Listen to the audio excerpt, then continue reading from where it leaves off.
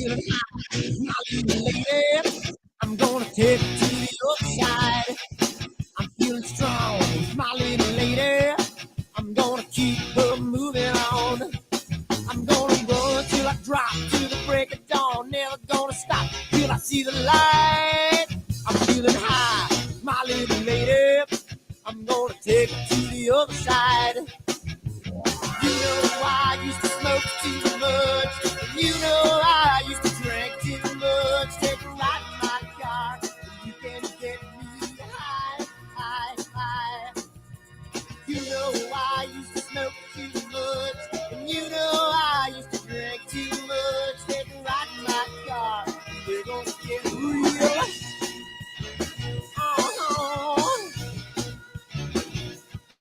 I'm feeling good, my little lady.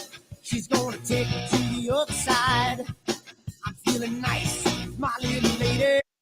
She's gonna keep me moving on.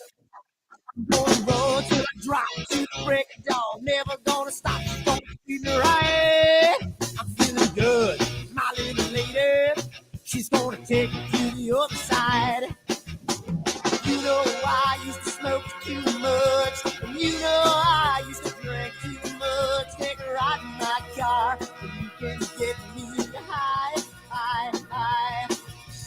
You know I used to smoke too much, and you know I used to drink too much. Take a ride in my car, and we're gonna get real. Come on, baby. Let's take a ride.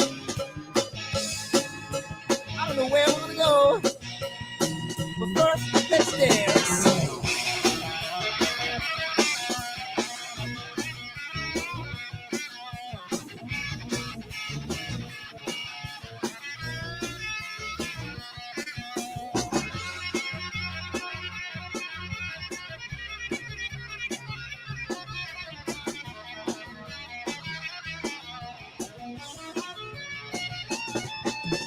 You know I used to smoke too much, and you know I used to drink too much. Take a ride in my car, and you can get me high, high, high. You know I used to smoke too much, and you know I used to drink too much. Take a ride in my car, and we're gonna get real. Oh.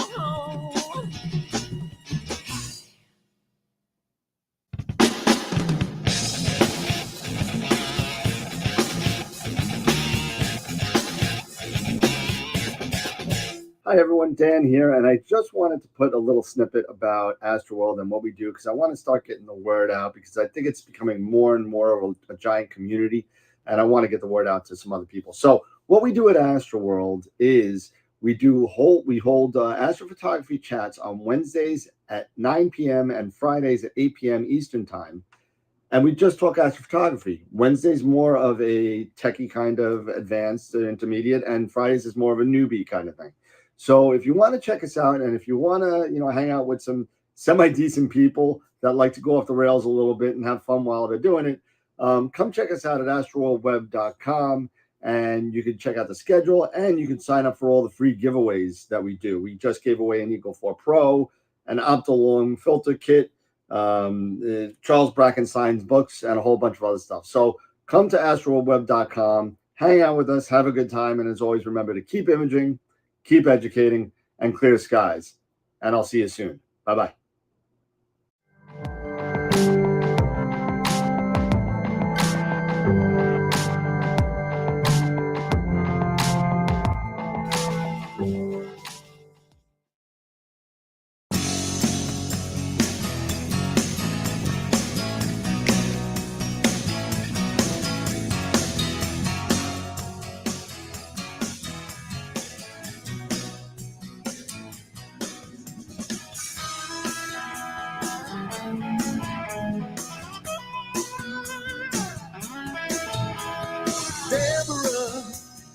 Things are becoming intense. I rip my jeans on your fence, hiding away from your man. Oh, it's a passion. Oh, tale of 1,000 lonely days. Yeah, she's a real thing. Yeah, only I can make a change. If you want to be together, it's so good to be together with you. If you want to be together,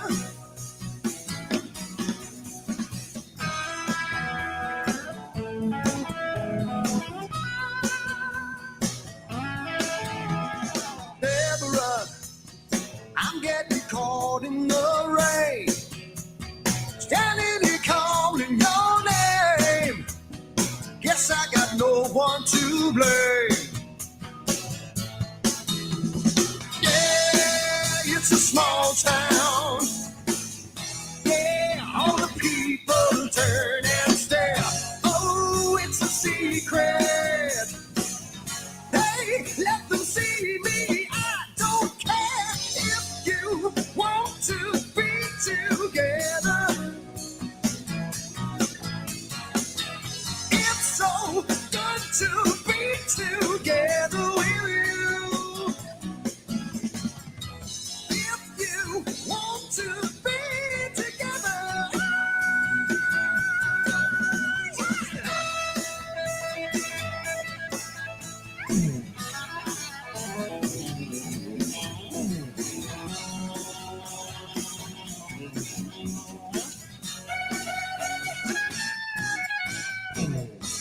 if you want to be together, it's so good to be together with you. If you want to be together, say you want to be together. I'm feeling really guilty, but it feels so bad. Yeah, so good to be together. Get together. We did it before, and we can do it again. I'm tearing out my hair, 'cause I don't know when so good. You want to be together. Yeah, yeah, yeah, yeah, yeah. It's so good to be together. Yeah, so damn good. If you want to be together, it's so good, it's so good, yeah.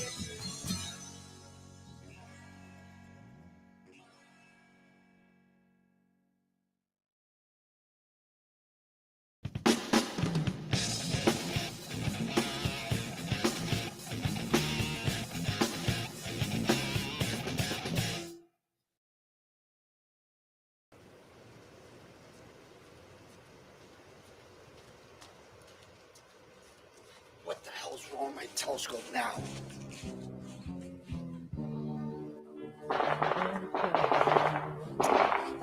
Yeah, what's wrong with this thing?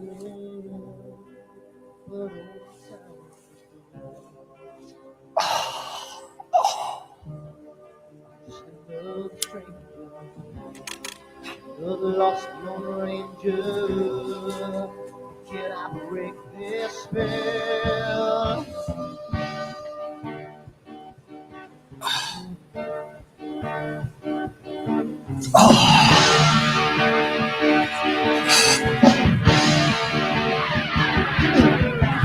You want things right, do I make you do things wrong? If I want to stand by the line, I will always take the fall. If I go to the left, watch you leave from the right. I sleep all day long, and I'm breathing through the night.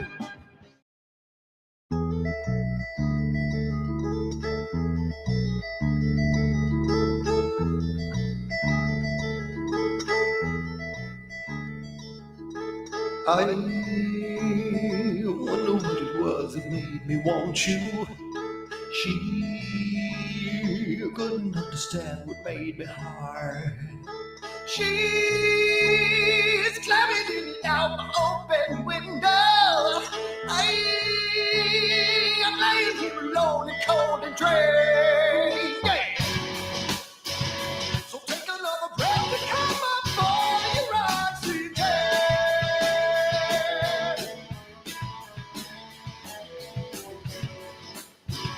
And now you wanna kiss the flesh and blood of every man, every man. And when the moon is full and the wolves were held, she swam across the lake just to get to my house. Yes. And she said, I want more. Give me more. Disgusting stuff. I want more. A little bit of. Give me more. Disgusting stuff. Disgusting stuff.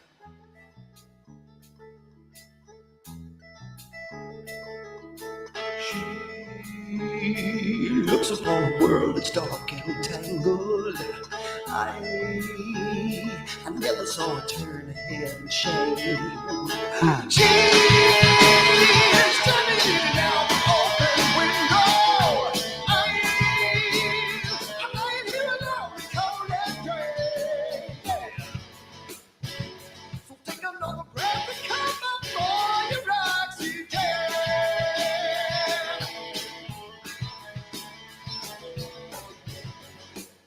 Hey, you know you wanna kiss the flesh and blood of every man, every man.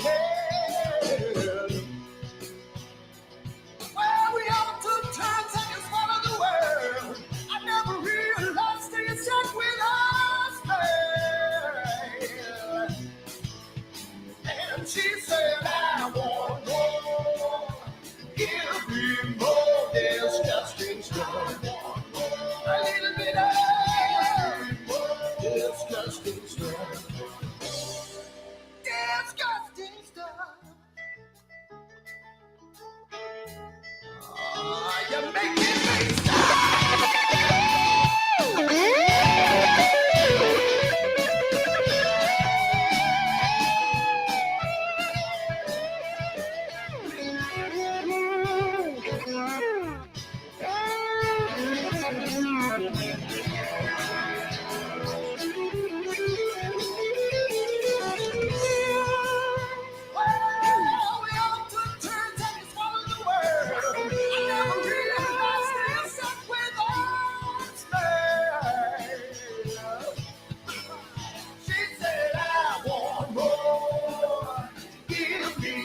Disgusting stuff.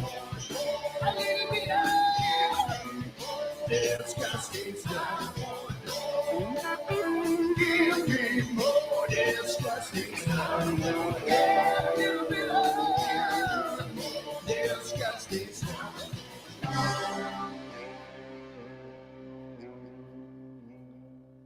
I want more.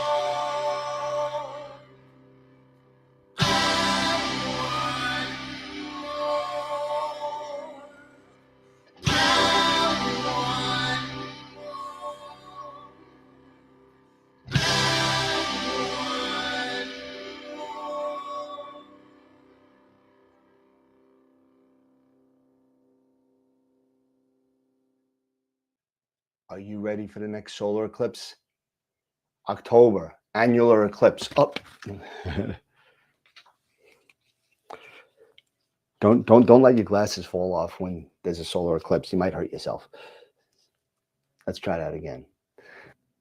Are you ready for the next solar eclipse? Are you ready for it? October 14th this year is an annular eclipse, followed by April, another total solar eclipse, and you can get your own branded AstroWorld telescope solar glasses made by American Paper Optics today on the website, astroworldtelescopes.com, or give me a call, 516-273-3771, and we could get you a set of 4 of these for $9.99. Come on down again, astroworldtelescopes.com, and keep imaging as long as you don't have a solar shade on. Keep educating in clear skies, and we'll see you next time. Bye-bye.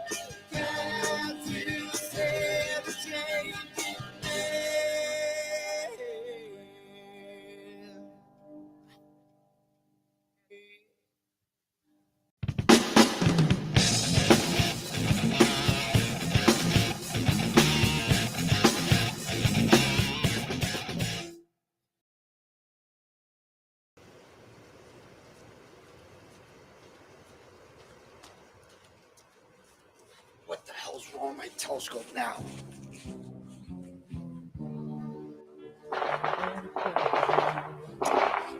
Damn, what's wrong with this thing?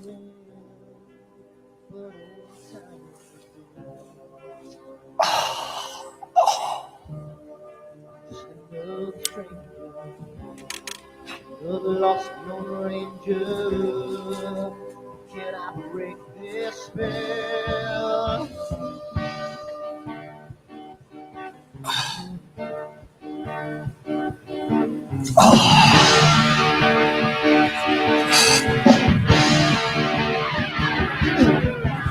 You want things right, I make you do things wrong. With the warm that fine line, I will always take the fall. If I don't do left, watch you hear from the right. I sleep all as long, then I'm breathing through the night.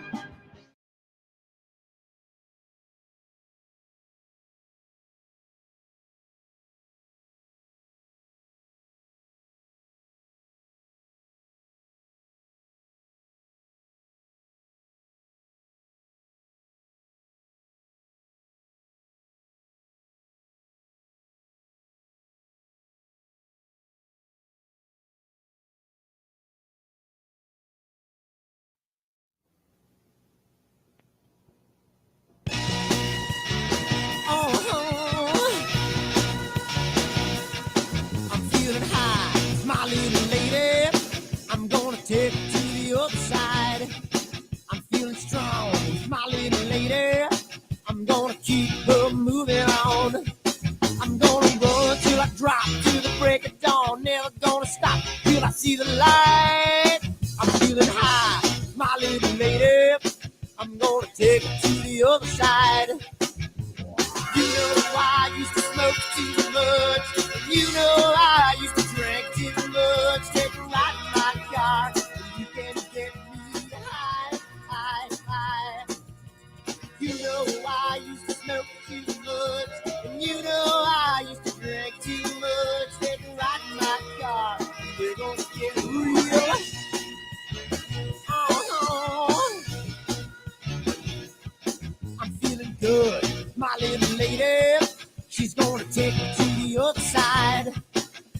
feeling nice, my little lady. She's gonna keep me moving on. I'm gonna roll till I drop to the break of dawn. Never gonna stop, she's gonna treat me right. I'm feeling good, my little lady. She's gonna take me to the other side.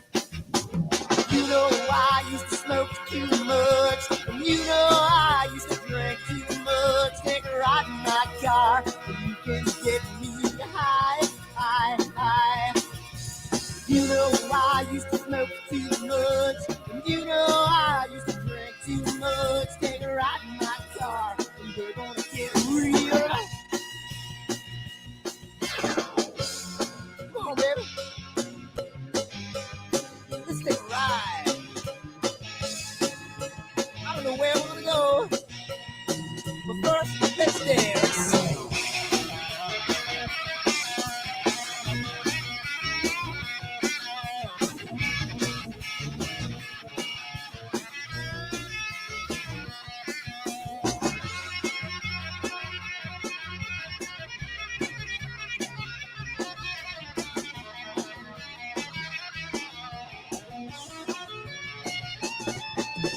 You know I used to smoke too much, and you know I used to drink too much. Take a ride in my car, and you can get me high, high, high. You know I used to smoke too much, and you know I used to drink too much. Take a ride in my car, and we're gonna get real. Oh.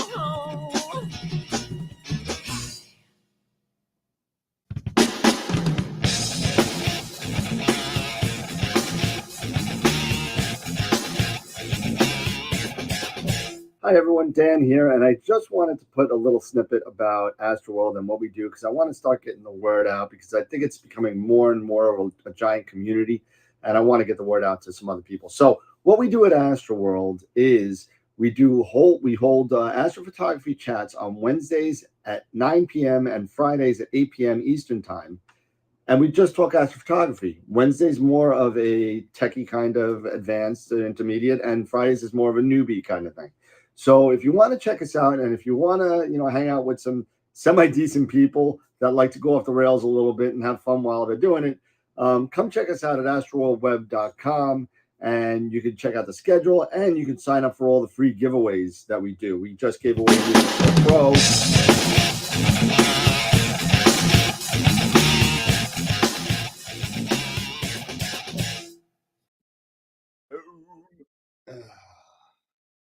And there's the glitch.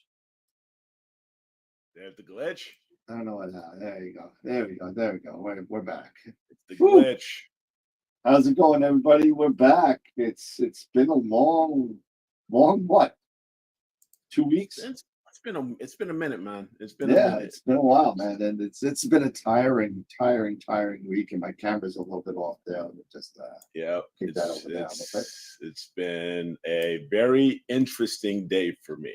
yeah, and then I'll let you get into that if you want to get into that. Yeah, that's all good. But hey, everybody, what's up? I mean, everybody, if you follow me on Facebook or friend me on Facebook, most of them already, know what's up. But yeah, Norm, what's up? Hey, Tarek, we are back. Tom, we are back. Everybody, we are here. And I'm just trying to get these social stuff up real quick. Yep. And so it's so good to be back. It is, and it's so good to be back at home, to be honest with you. It's been a long driving massacre for me. I mean, and this is only the first trip of 3 that I'm taking this summer. But I mean, we literally drove all the way to Devil's Tower and looped our way around. And I got to meet Star Lancer over at Nebraska, and he was very, very gracious because we were talking about this on the show, and I don't know where he got this. He started to mention it, but he found a Timex Sinclair 1000 computer that he actually fixed it and it actually works. And he changed the keyboard in it to it's like got clicky keyboards, not like the press button anymore. So he redid the keyboard and everything. I can't wait to boot this thing up. But he also did RCA. He changed some of the jacks. Change some of the inputs. Yeah, he changed some of the inputs, and he also found the because normally it didn't come with this. This is what 16 gig of RAM looked like back in 1981. That's and crazy. Slides in the back, and if I can remember how to do this, slides in the back. Yeah, there you go.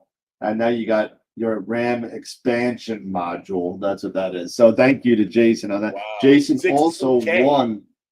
He won. It's not 16 meg. It's 16K. I'm sorry, 16K. I'm sorry, 16. Holy cow. 16K. My bad. 16K. Not meg. I'm so used to saying meg. It's 16K. Wow. So look at how big that thing is. I mean, the thing is the size of my phone. I mean, it's 16K. That is insane. It just goes to show innovation, man. Innovation. Yeah, it's awesome. And thank you to Jason. Jason was also he also input a couple of his photos in for the Deep Sky. I didn't know that they had this, but they have an imaging contest there. Okay. And you could submit your photos, you print them out, and the people that are there vote on them. And Jason actually won 3rd place. So congrats. Congrats to Jason. Yeah, it was $100 back then, but $100 in 1981 is probably about $1,200 now. So I mean, think about that for a second, adjusting for inflation. So exactly. I think we should also say some good news. Congratulations to Eric and his anniversary that just passed. Yes, thank you. So congratulations, man. You made it another year around the sun for you and the missus. Yeah, Robin and I, we've made it another year tolerating each other. Yeah, I hear. I always said the rule. We didn't kill each other yet. No, I always said that the rule about marriage is this: go out there, find out the person that's just as screwed up as you are, and get hitched. That's it. Yeah. So, but happy anniversary, brother. Thanks, Brent. Thanks. Really, yeah, 18 great years. As of last week on the 22nd, and we just like that Timex piece. We're just gonna keep on ticking, man. We take our lickings and we keep on ticking, right? Don't we all, man? It's crazy, but the 18 years, you're coming up on the big 2-0. I've got to figure out something major for the 2-0. I'm not dropping any hints or anything like that, but I've got a couple ideas. And, well, definitely don't put it on YouTube because she may be watching. So heck yeah. But I mean, you're 2 years to 20. I'm a lot further away from that than you are. We spent our 10th during COVID, so we did nothing.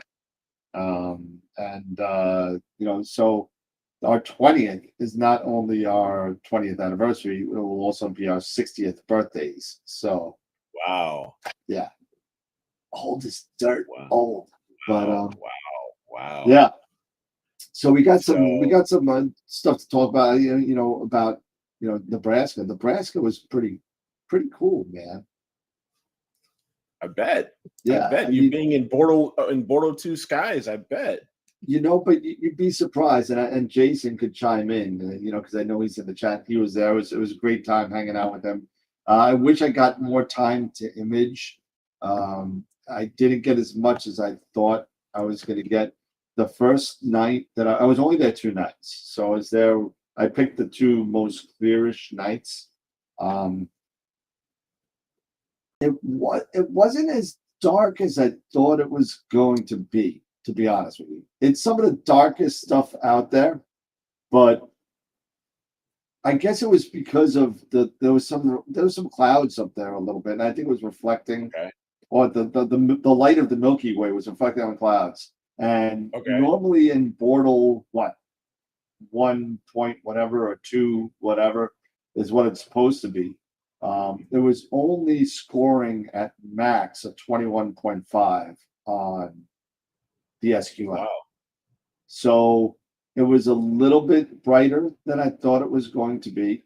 And I think that has to do a lot with the reflection of the clouds. And I think that had a lot to do with it. So I only got about, well, Jem wanted to go home. She couldn't like stay outside all night the first night. And that was actually, so she was getting it. So we left at about 2:00. And then the second night was actually better than the first night, but I had to drive out to South Dakota the next day. So I left at about 2:00 then as well. But they were all really nice nights. They were really good. The weather was just beautiful. No craziness when I was there, although I missed it the first night. The night before I got there, the wind was so crazy that it blew down the visitors' tent. The whole big white kind, they had the big white tent and everything. They said that the stakes, that those like train stakes that they put in, was bent, like Superman just went and bent these things. Yeah, kind of like almost sounds like my mount. Yeah, 1.4-ish. You know, it's supposed to be really dark, but a 21.5 is not. It's closer to 2 at 21.5. But you know, it still was the darkest skies I've ever seen. The only thing I can compare it to is Cherry Springs 15 years ago. Gotcha. And you know, I mean, I'll show you. I'll show you a pic, and I'll be getting a lot of response from this pic because I took a 30-second unguided iPhone 14 Pro pic of the Milky Way, and I'll bring that up real quick. Let's see, images of. I didn't even think about bringing this up. I probably should have, but again, remember, it is an iPhone. Norm's saying wait till Okie-Tex. Wait till the Oklahoma, Texas star party. Yeah. So I've got to get out. I got to get to a star party. I got to get out here and go to a star party somewhere. Nebraska, Okie-Tex, something. Well, Okie-Tex, I think you're gonna miss, but oh, I know. I'm just saying I got to get out at some point. Here we go, and here it is. See. And that's a 30-second unguided exposure from an iPhone 14. So yep. Pretty cool. Very cool. Obviously, I got some trailing, but you know what? It was literally on a tripod with a holder for the iPhone. But that came out pretty darn good. But I also said, oh, here's Starlancer and myself. There they are. There you go. And that's what it looked like when I first got there. So it's pretty cloudy. And so I started to do a live stack of the seahorse, right? So there's the live stack of the picture of I didn't do anything, but there's the picture of the seahorse. And that at that point, I think that's only 14 minutes. That's only 14 minutes. That's 14 minutes of a live stack. Wow. So I got about 3 hours total on it. Yeah, you don't. Yeah, that just tells me you don't need a lot of time. So looking cool with that, I think. The one thing that was funny was that the hotel actually had their own fly swatters with the name on it. I thought that was cool. Oh, that's funny. Just heads up. Yeah, we got bugs around here. Oh yeah. And I got to meet up with Pran again. Okay. Yep. That's good. What else? And then we did other stuff, non-Astro stuff. I took this picture. This was kind of scary. So this was a live. Ooh, yeah, 66666. Yeah, going 66 miles an hour. 66666. Yeah. I thought that was kind of fun. Were you on your way to Devil's Peak? And we were on our way to there. Yeah. So, yeah. Did you take that photo while you were on your way to Devil's Tower? Yep. Yeah, I kind of figured that'd been just funny. happened. It was the weirdest thing. You know what the scariest thing is? This is Devil's Tower. Look at this. You got people climbing that. People climbing up Devil's Tower. These people are nuts. Yep. And then we did Mount Rushmore. Nice. That was pretty cool. And then we went. Well, I won't show you all the pictures, but you know. Oh, we went to the Jolly Green Giant. We saw the Jolly Green Giant. And we also went to the future home, the future birthplace of Captain James T. Kirk. That's all that's there. I took this for a green screen thing that I'm thinking about doing, but we'll see what happens with that. Right. Anything else that was funny? No, but that's awesome. But oh yeah, and then I got this. I took this picture. Dude, this room was so disgusting. Do not stay at the. I took it. There's the address right there. Do not stay in this place. This is the American Inn in Mitchell, South Dakota. Oh, thanks. Thanks. No, do not stay there. I said if I could. I left this as a tip for the maids. If I could put this whole room in here, I would. Yep. It was pretty bad. Good Lord, that's something. But yeah, no, it was a great time. It was a great trip. It was great meeting up with Jason and everybody. It was a lot of fun trip overall. I wish I spent some more time over in Nebraska, but I believe it was July 27th next year is the next Nebraska Star Party. So I am planning on being there. You know, I don't know what we'll do. You know, I think Jen will probably stay at a cousin's house and I'll go to the Star Party. But it's either that or maybe I might make Okie-Tex instead of Nebraska next year. Okay. One or the other we'll go to. Because if I go to the Okie-Tex, then I could sweep through Arkansas and smack Tyler over the head. But yeah, so I mean, it was a great time. It was a great trip overall. Really cool. Yeah, looks like you had a blast, man. Yeah. See, July 28th, but I'm hitting Okie-Tex next year, so I might see you there. Yeah. That's all the way. That's a little bit of a long drive. That's all the way up at the northwest part of the Oklahoma Panhandle. Okay. So that's a longer drive, believe it or not, than Nebraska. Right. But yeah, I think for me, I'll definitely probably hitch up my camper and just I'll pull my hotel with me. I'll pull my house with me. Okay, because Jason was gracious enough to lend me his tent as a storage facility for my stuff. So the one thing that annoyed me a little bit about the Star Party in Nebraska is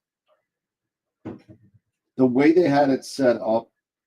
If you weren't camping and you were packing your stuff up, and say if you wanted to leave at like 2:00 in the morning, like I did, you had to pack all your stuff up and walk your stuff up to your car, which is probably a quarter of a mile away, and make those trips with all your stuff. So that last night when I packed up everything, man, I think I pulled like 18 muscles.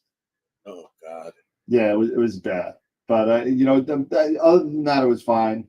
The bugs weren't as bad as I thought it was going to be. Everyone said bring your bug spray, and I did. I found out I got something. I don't even know. It's like nuclear D. It's like 90% D.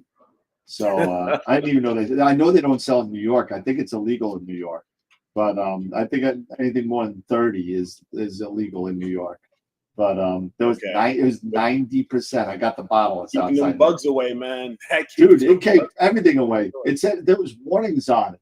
Do not get anywhere near your eyes, your mouth, your nose, any orifice you can possibly think of. Keep it away from there. Don't put it on your hands. Put it on the back of your hands so you wipe with the back of your hands instead of your palms, because you wipe your nose, it's like a jalapeno. Yep. You wipe your nose and you get the jalapeno burn. Yep. Yeah. So, but I mean, it was a really great trip. I'm looking forward to getting to some more dark skies, and I'm hopefully next time. You know what? And I was right. I picked the right scope. Everything worked flawlessly. The Pegasus, even the EAF worked flawlessly. I did, even though I begged Jeff Dickerman at Optech to please send me a new focuser, and he did, and I got it on Wednesday. I didn't even have to change it, even though I'm going to eventually. I bought the focuser for that scope. So if anybody wants an Optech focuser for an ASCAR, the SSX20, I have one for sale. It's like $530 something. But yeah, wow. I'm glad you had a good time. Yeah. So what have you been up to for the past 2 weeks? 2 weeks. Well, I had a couple. I did. I posted a couple images that that I thought I was happy with. Here on I don't know if everybody saw these, so I'll go ahead and let me just fire up my screen here, and then I'll share my screen. So let me just get everything straight here. And these were all done with the 533. These two were done with the 533. So let me go ahead here and I'll share my screen, and we'll do this. Okay, and infinity screen. And I don't know about you guys, but this, this is how I start organizing a lot of my stuff. Talking a little bit about organization. I organize by camera, and then I have my calibrations all here, and then I've got my targets. But anyway, these were the latest two that I did. First one was the Wolf Rayet 134. So yeah, that's pretty cool, man. This was pretty awesome, and this is RGB HOO, so RGB stars with hydrogen and oxygen for the narrowband. And this was about, I want to say, around 24 hours total of integration. The majority of it was oxygen, of course, because you really want to I wanted to grab that faint nebulosity of the eye. And the hydrogen really popped out as well. When I was really going through this, it almost looked 3D-ish in a way, right? Yeah. From the hydrogen, from the cloud, because of the clouds. And it's kind of funny when, you start reading the description, you start putting in the descriptions of some of this stuff, and they're describing that there are high cosmic winds. You're like, wow, it's windy out in outer space. So it's windy out there. So high winds. And so this was pretty cool with RGB stars. And I was pretty pleased with this one. And the other one that I actually put out was the Ghost. And right here.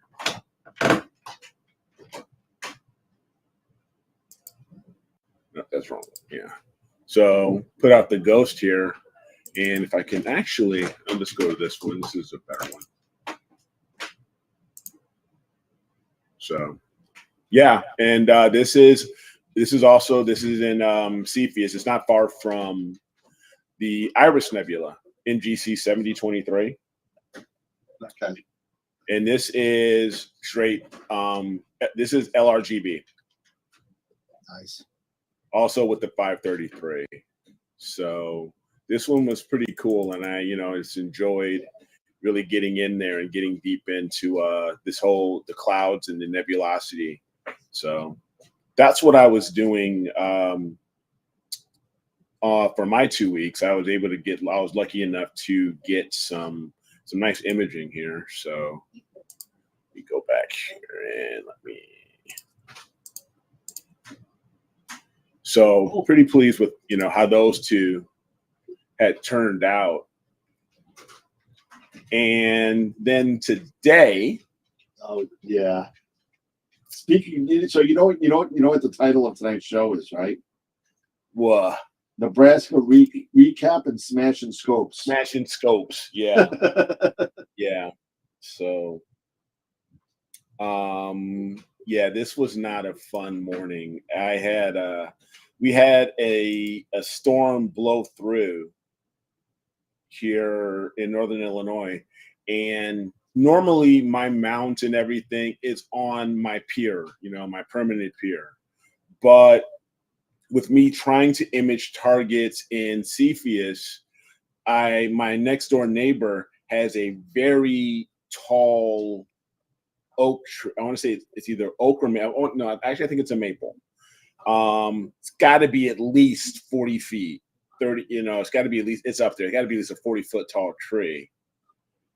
And so I decided to set my rig up in the middle of my backyard instead of closer to where it normally is, and set up my tripod. So I set up my tripod here in the Sim 60, and that's where I took these last two images. Wolf Rayet at 134 and the Ghost Nebula, because I could start imaging like around 9:30 versus waiting until midnight for these targets to get out of, to clear this tree. So anyway, this morning, a storm blows through, we lose power, all of that stuff. And my daughter, as I'm getting ready to head out, because this setup has been like this. I've used this and I've never had this issue happen before, but just bad luck.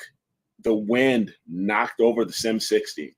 It knocked over that Sim 60, and first time I have had, I think, storms just as bad as this. Yeah, that have blown through, and this never happened. But this time, this one went forward, just straight north, and everything came down, and the counterweight bar, everything, it landed flat on its front face, and I mean, I think it. And so the RA, I can't the axe, I can't move it. No. So I can. Oh, good thing you got that personal insurance. Yeah, and that's the only, and I think that's going to be the only saving grace for me, is that about a month and a half ago, I purchased a personal property insurance policy on all of my stuff. And we're going to see how this ends up happening. So that's one thing that I will say to anyone who, if you really start getting deep in this hobby and you're making this type of investment, consider getting some sort of insurance on your equipment. I found out that if I would have put this all under my homeowner's insurance, my deductible would have been like 1% of like my home's value or something like that. And that was crazy. So yeah. I bought a personal property insurance policy, just like the same one you would get for jewelry, right? Yeah. You would get that, for jewelry and stuff like that. And so it has no deductible or anything like that, fortunately. And it's not that expensive either. No. I think that my policy is about $21. Yeah. A month. So it's like worth it, especially when you're dealing with absolutely worth it. Yeah, especially when you're dealing with the amount of money. I mean, some of us have in the group have plane waves and stuff like that, but you don't need, it doesn't matter what scope or mount you have, it's still your stuff, and it's going to be outside, and it's going to be, and things like this can happen. Just protect yourself, because you know what, you'd rather have it and not need it. Yeah. You know what I'm saying? And yep. Then not need it and have, you know what I'm saying? You want to make sure you get yourself covered. Yes, absolutely. Super important. So I'm waiting to hear back. So I did that this morning. I haven't heard back from them yet, because I'm sure there was a lot of things. I mean, when that storm came through, I know there's a lot of freaking damage to houses and cars and all that other sort of stuff around here. So I'm sure I'll hear back from them at some point. Hopefully within maybe tomorrow or within the next, by sometime, within the next couple of days. But yeah, so it is, it is what it is. And I would just strongly recommend, if you're going to get into this hobby and spend this kind of money, protect yourself and protect your investment. Yep. So, yep. And, but yeah, besides that, hey, I still got this POS. yeah, you can still use that. But I saw Central throw out the Alcon. For those of you that don't know what Alcon is, it's the Astronomical League convention. They do it every year. And this year is in Hilton, Baton Rouge, Louisiana. A bunch of people that we know. It's a Pran, who I just saw, we just put a picture of. He's going to be a speaker there. David Eicher, David Levy, a lot of people are going to be there. Unfortunately, I will not be making it July. I had my trip. It's today. I'm not. It starts today. I'm not going to be able to make it. So for those of you that are going, enjoy. Maybe next year. So because literally, I believe it starts today, if I remember right. Yeah, it starts today. Yeah. So maybe next year. I remember when they had the Alcon in New York. My astronomy group actually hosted it. Hosted the Alcon, and it was really nice to do it. It was amazing because it was about 15 years ago. It was wild. It's time to bring it back to New York. But, so for those of you that are interested about Okie-Tex, and there is a website for it, and it's usually the new moon in September, the Okie-Tex. So if we're maybe we make it a AstroWorld trip, but it is 27 hours from Long Island. But yeah, I have to figure it out. I mean, I'm sure it's probably about, I don't know, maybe 16, 17 hours. I don't know. That was Nebraska. It was 19 in Nebraska for me. Okay. But so I had to figure out what Okie-Tex would be. Now let's see. Okie-Tex. Let's see. Do I still have it up here?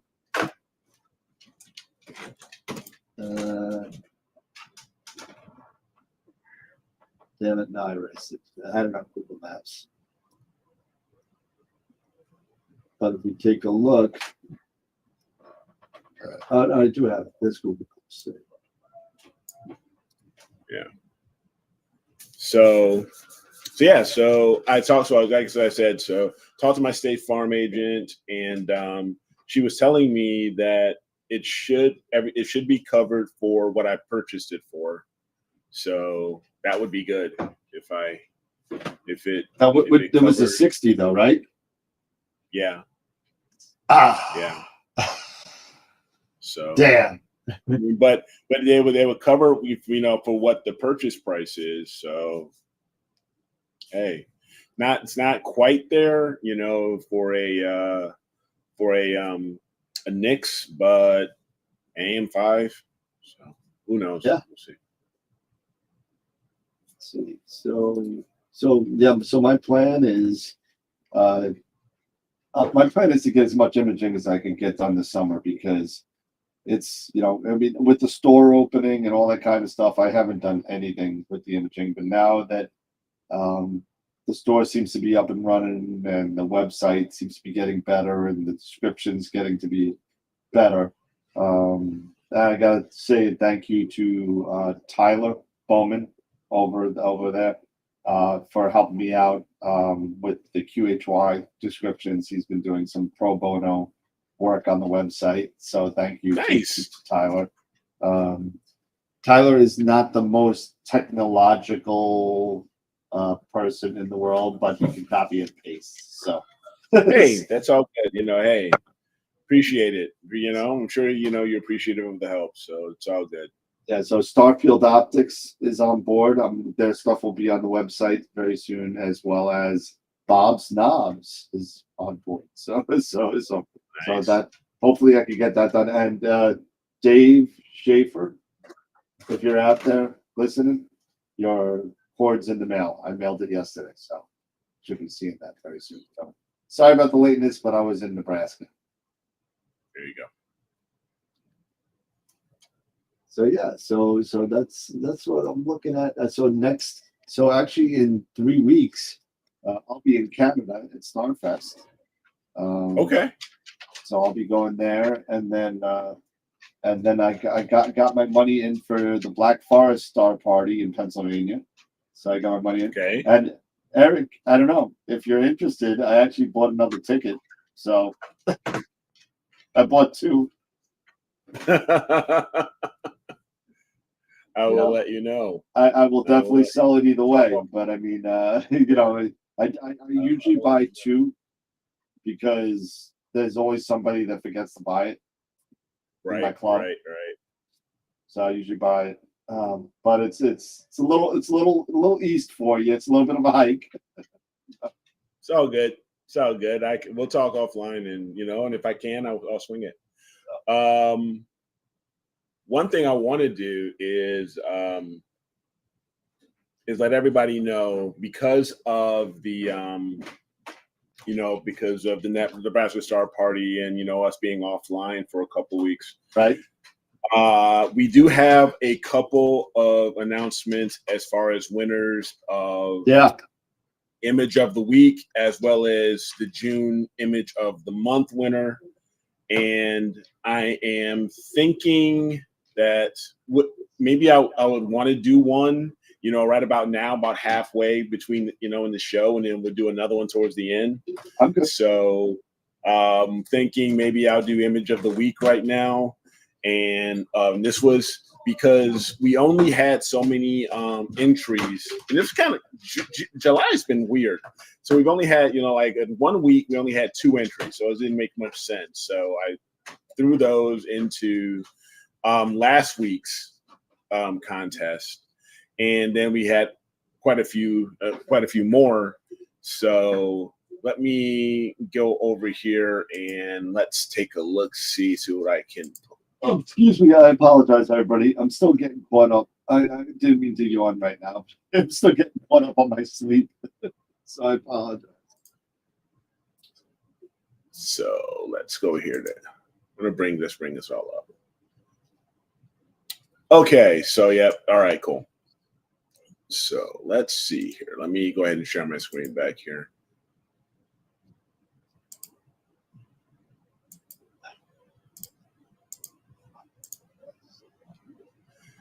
Okay. So again, we had Kevin, who won on the 7th, the week of the 7th. Yep. So congrats to him again. And because of the, like I said, we only had a couple of entries that week of the 14th. I pushed that all back to the July 21st contest. So we're going to go do a recap here. All right. So we had Mark Ellis, Phoenix Astro, who submitted the blue eyeball, Wolf Ray at 134. And then we also have the Lagoon Nebula M8 submitted by Greg Meyer. The Tulip Nebula, SH2101 by Dave Schaefer. The Iris Nebula by Ernie Jacobs. The Trifid and Lagoon Nebula M8 and M20 by Josh Kovac. And last, but certainly not least, Tom Peters Lion Nebula SH2 132 in the 4-ax, HO 4-ax process. And there were 23 votes for this. So very cool. So let's go and we'll check out how we did here. And so let me go back here.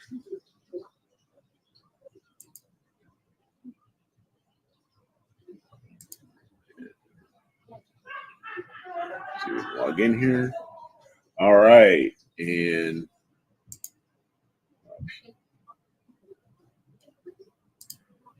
you're getting the navigation down. There you go. Yeah, I'm getting the navigation down. All right. So here we are. This is the 21st. And our results were. Oh, my God. It's a tie. Greg Myers Lagoon Nebula with 10 votes, and Ernie Jacobs, the Iris Nebula, also with 10 votes. Nice. So, all right, congratulations. So I'm going to go ahead and put both of these into for the July image of the month, I guess. Yep. So very cool. So congratulations, Greg and Ernie, to you both. Nice. Very cool stuff. And what happened with this week? Let's talk about the elephant in the room, because this week, I'm not sure what happened, but there's a lot of Josh wants to know how many votes he got. Let me go back there, Josh. Doesn't look like you got any, bud. I'm sorry.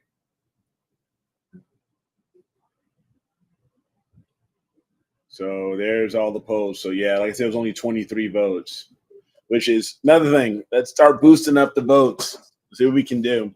And remember, it doesn't have to be anything that you did that month or anything that was super recent. If it's something that you feel proud of and you would like to get it on into our calendar, doesn't matter how old it is, send it in. Yeah. Send it in. Absolutely. I mean, send it in, new, old, if it's something that you feel good about. I mean, I was even on Discord earlier, and I said over the weekend, I said some of those images that I saw on Discord look pretty cool. I was like, send them to submit them as, for entries into the image of the week. You never know. I mean, sometimes I'm kind of hesitant too, and, getting my stuff critiqued or, getting my stuff out there, but go for it. Nothing beats a failure but a try, I guess. Voting was closed all weekend and all this week. Well, I don't think we had any pictures this week, right, Eric? We only have one.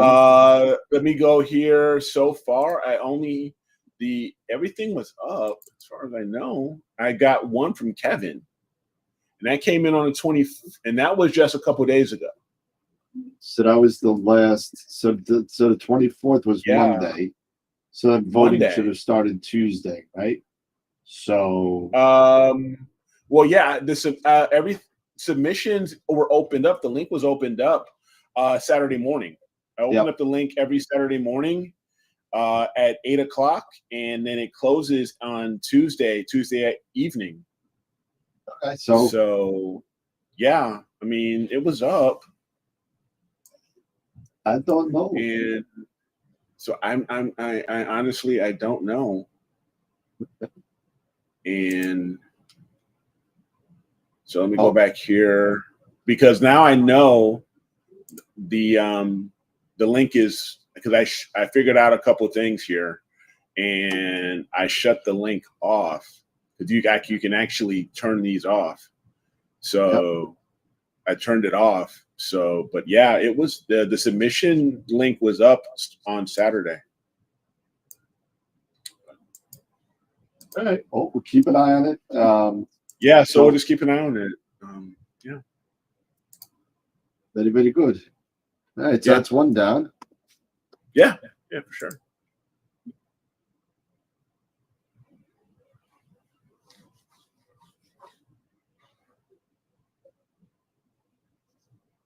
Post on Mastodon.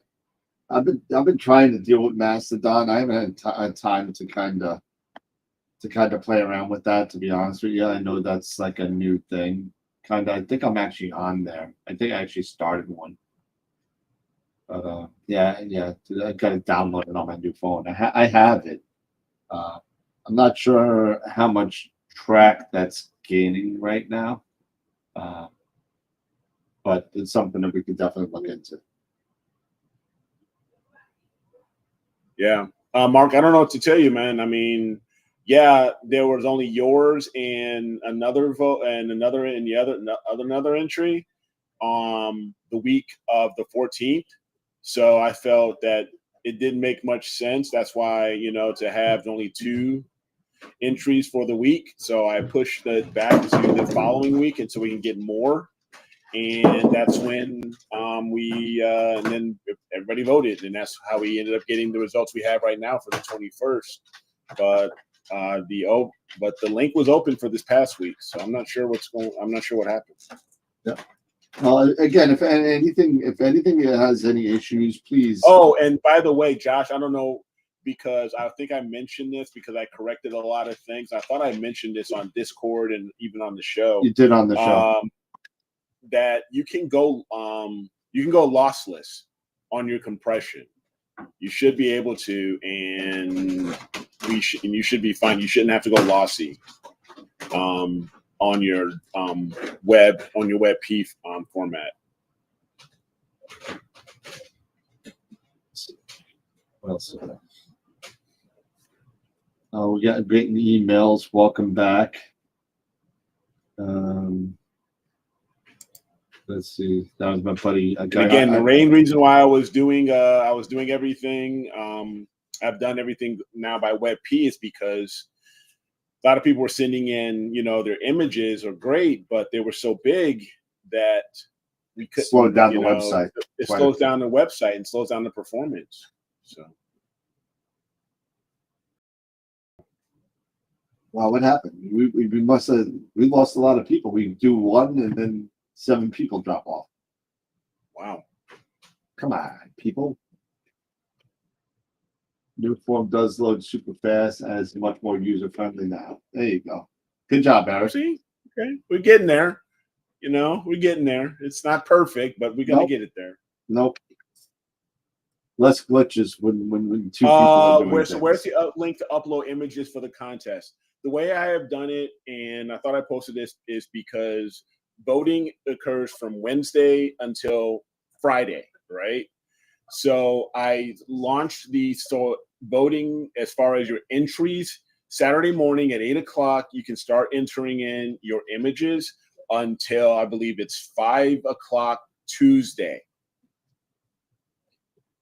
And that gives me enough time in the evening so I can go ahead and set everything up on the website so that we can start voting Wednesday morning. I just posted the link for anybody who wants it on the site, on the YouTube channel. Whenever I look at the IOTW entries, I realize how much I suck. Come on. Bob, come on, Bob. Come on, Bob. What about Bob?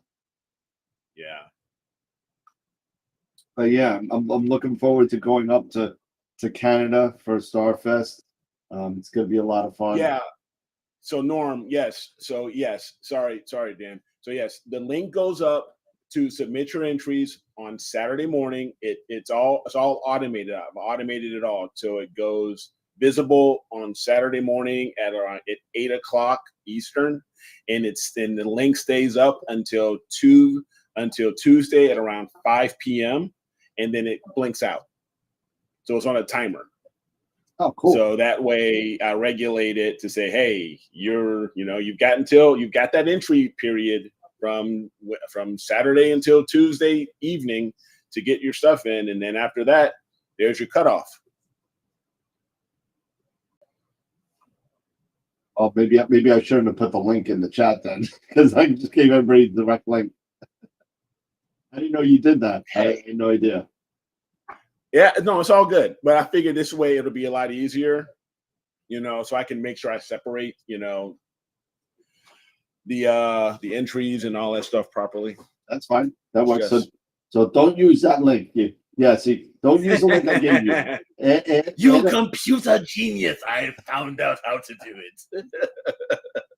Hey, listen, glad you figured that out, because I've been tinkering around with WordPress like crazy, and it's awesome, and Elementor, and figuring all this stuff out. So good. Hopefully it trains you to make your own website. So you know what it is, because like I said, I don't know if I told you that I bought my own domain. That's what I'm saying. And so now I'll start my own little blog and throw on my stuff, my images on there. So eventually I'm going to get WordPress and do all this stuff. Yep. And listen, it really doesn't, as long as you're happy with your stuff, just throw it up there. Just go for it. Go for it. Oh, man, I'm so burnt out. I'm sorry. Trust me, there are many times where I feel that I suck at a lot of my images. Yeah. And I don't know. What's one funny thing is that I believe it was on AstroBen, where there was a question out there on the forum about how long do you take to process your images. And I found it very interesting, some of the responses. Some of them would say, it's maybe an hour. Some of them say a few hours. And some of them were like me. It's like, it could take me an hour, or it could take me an entire week. Yeah, I agree. It just depends on what the target is, and if I'm completely satisfied. And trust me, that's one of the cool things I do like about both APP, but especially with PixInsight, is for me, if once I integrate everything in APP and I move over to PixInsight, or I'm using WBPP, and as soon as that's done and I'm ready to start, I save a project right there before I even drop the first image into the actual workspace. Yep. I will save it. I will save a project, name it, get it done with just the icons, and then boom, I'm just going. And then every once in a while, I'll remember. I wish they did have every once that PixInsight, you could do like an auto save if you've done a project. What do you mean? I don't know if you can do, where you can audit, where it would take after a certain period of time, it would do an automatic save of your project. Oh yeah. I don't think it does that. No, it doesn't. I said, I think that would be you kind of got to cool. actually save the project and let the whole thing go. It. But the good thing is that as long as you save intermittently and you don't wait to do like 20 processes and then save project, it only updates whatever has been changed. So it doesn't save every single thing all over again in the file. It will just overwrite what it needs to overwrite. So. Yep. So,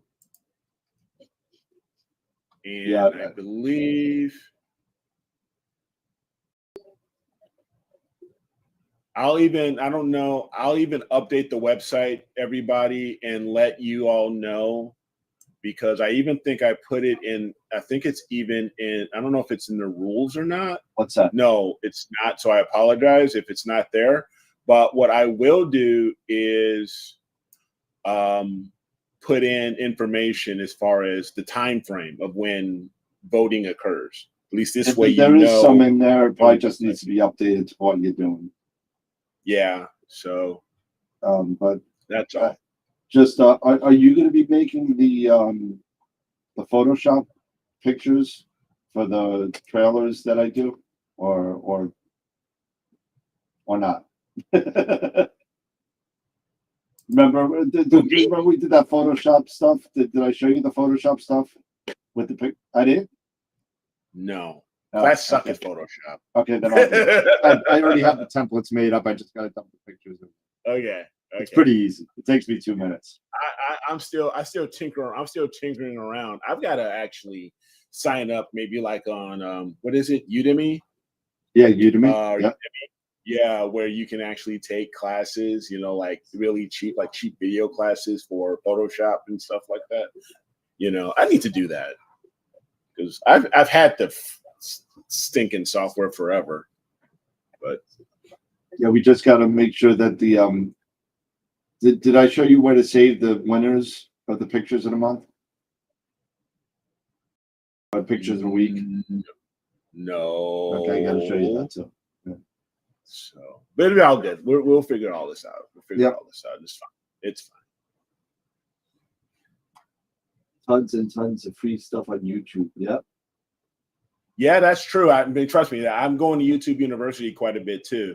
But I think I need to have something where I can start from scratch, you know, at the very, you know, beginning all the way down. No, voting, at least right now, is not open. Since what I'm going to do is, because there were no entries, or there was only the one entry from Kevin, or at least the one entry that I got for Monday for Kevin, is that I am going, you know, because I don't think it's fair necessarily to go through everything, but give me some thought. I'm going to think about it. I may just open it back up, and see how we do. So, well, I mean, if you want to open it back up, what do we got? We only got 5 days left to the end of the month. Because seriously, I mean, if I go to if I'm here, and let me just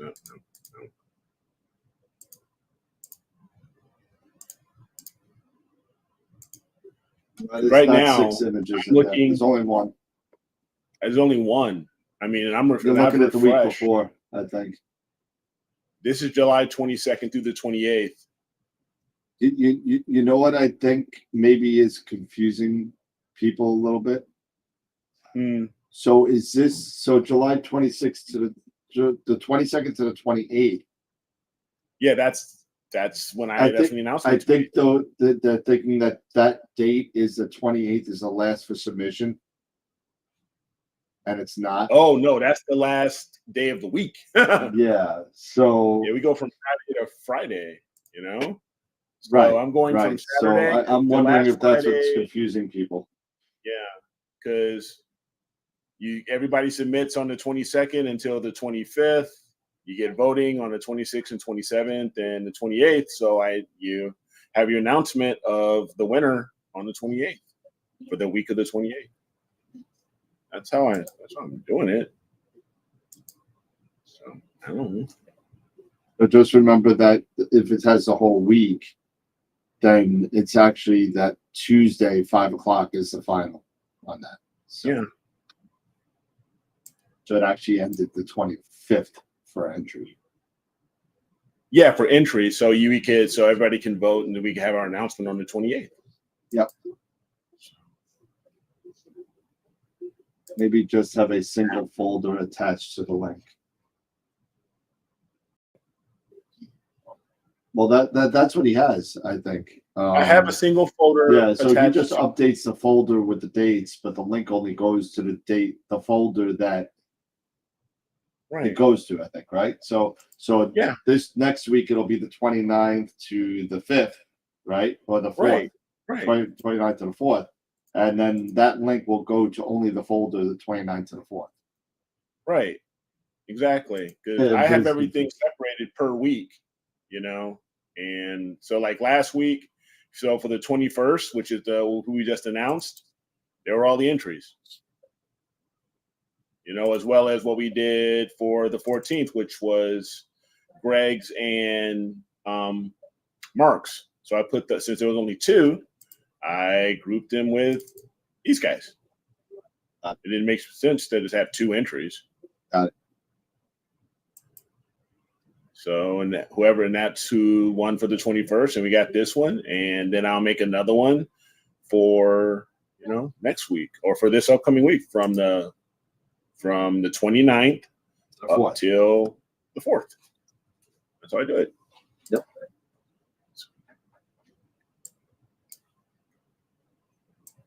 So I don't know. I don't know anything about this new mini computer, the Morphine M6. Is the B-Link fanless. Yeah, that I don't know. I'm trying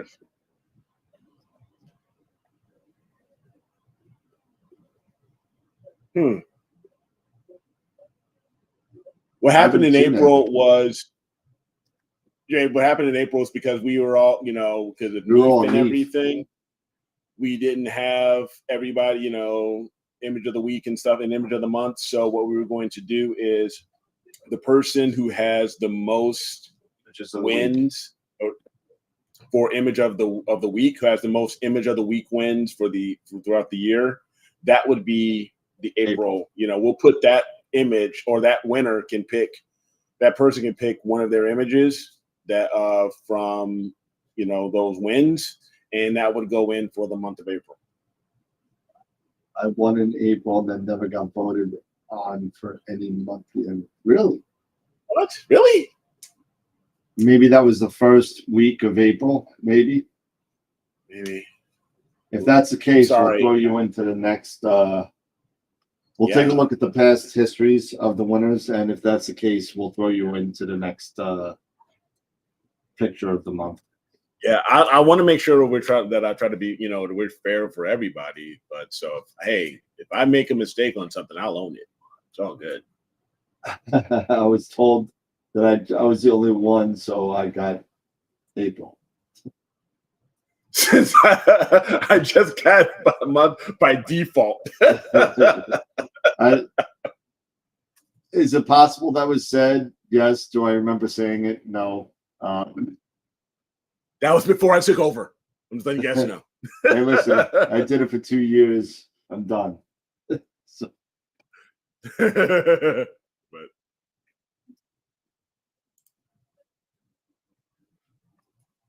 we'll make it right. We'll make it right. Yeah, but definitely we'll make it right. One way or the other. Yep, for sure.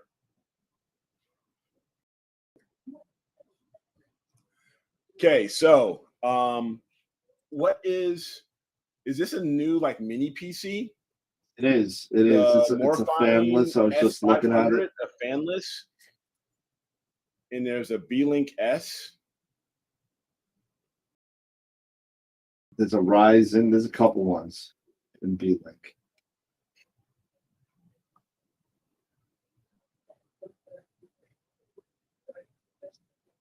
So these mini PCs, recommendations, kind of like the Melee.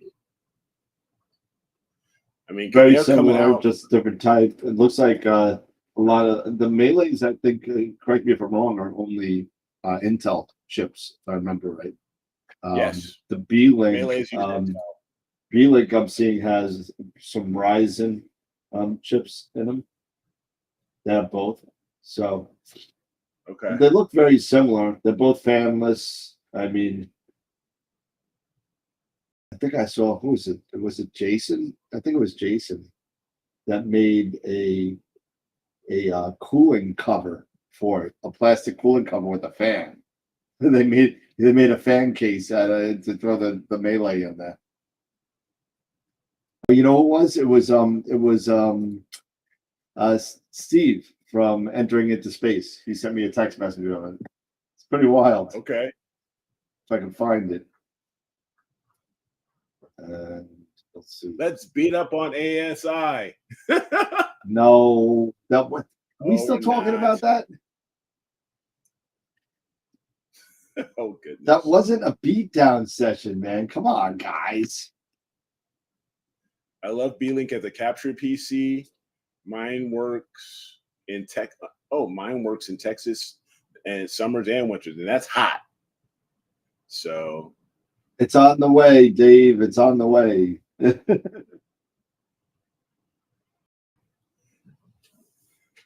The Morphine can come with 16 gig of RAM and has a fan, faster processor. You know what? I haven't seen them yet. Yeah, me neither. And I haven't seen any reviews either. So, I mean, you know, and if you know me, I'm a Ryzen fan. So, I mean, I love the AMD chips.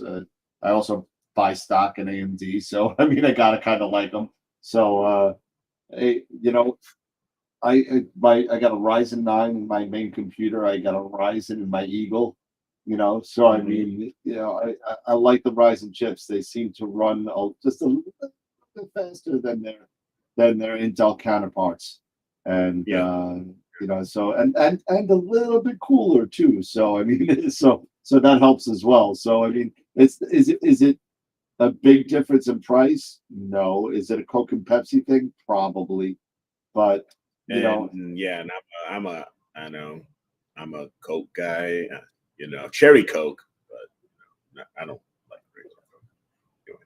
But no, I'm staying with you. I like, you know, the beast here. It's a Ryzen.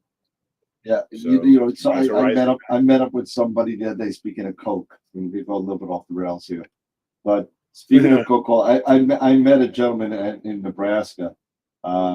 Who's a friend of my wife's family who has been working for Coca-Cola for like 40 years. And he was telling me about the whole Coca-Cola classic. If for some of you guys out there that you're old like me, remember when Coke took a dump and they came out with New Coke. New Coke. And what they wanted to do was make something that tasted very similar to Pepsi, supposedly. Mm-hmm.